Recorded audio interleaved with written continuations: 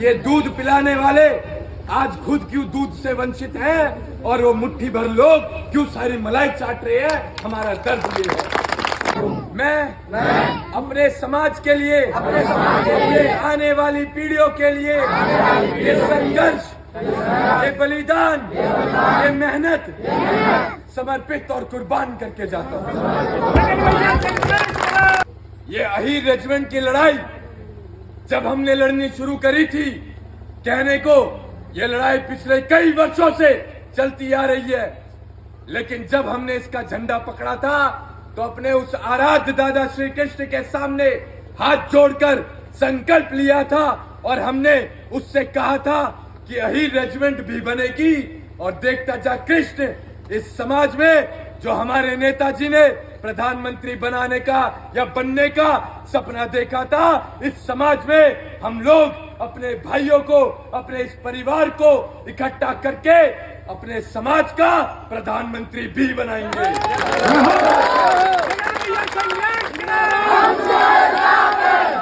हमारी अगर लड़ाई सिर्फ अहीर रेजिमेंट तक सीमित होती तो हम सिर्फ हर रविवार को घर से बाहर निकलते, लेकिन आज की तारीख में हम 365 दिन 24 घंटे इस समाज के बीच रहते हैं, क्योंकि हमारे अंदर जो ठीस है वो ये है कि हमारे नेताजी प्रधानमंत्री नहीं बन पाए तो इस समाज से हमें किसी न किसी को प्रधानमंत्री बनाना है। और जब हमारा प्रधानमंत्री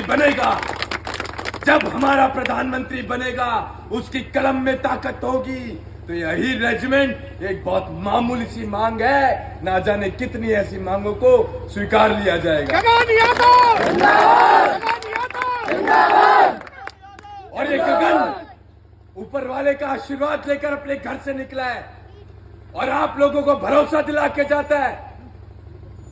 मेरे बाप ने एक ही बात बताई थी और बचपन से बताता आ रहा है कि गगन, जुबान से निकली बात, बंदूक से निकली गोली, शरीर से निकली आत्मा एक बार निकल गई तो वापस नहीं आती। तो अपने लोगों के बीच में वही बात बोलना जो कर पाए। आज तक हमने जो बोला वो किया, चाहे तो आप पीछे, हम 5-6 सालों से संघर्ष कर रहे हैं, आप पीछे जाकर देख सकते हैं। प्रत्यक्ष को प्रमाण की जरूरत नहीं, अगर आपके बीच, आपकी इस धरती पर बोलकर जा रहा हूं कि प्रधानमंत्री बनेगा तो प्रधानमंत्री बनेगा। आज ये लड़ाई हमारे मान सम्मान स्वाभिमान की है।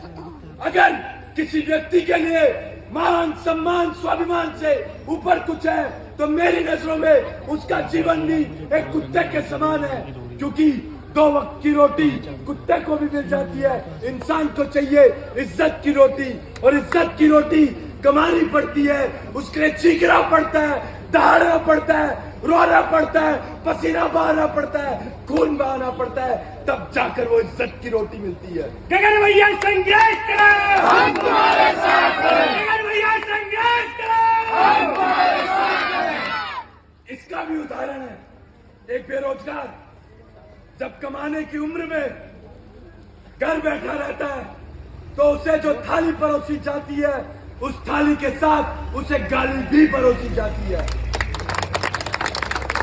अगर आपको गालियों से बचना है और तालियां सुननी है तो आप लोगों को उस बेरोजगार की तरह अपना घर छोड़ना होगा, संघर्ष करना होगा, कमाना होगा।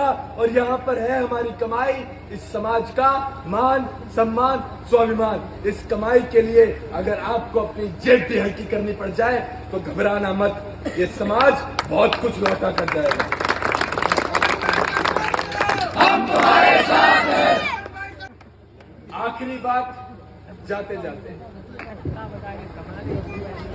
जिसने भी दिया एक कतरा भी साथ हमारा, जिंदगी रही तो समंदर लौटाएंगे।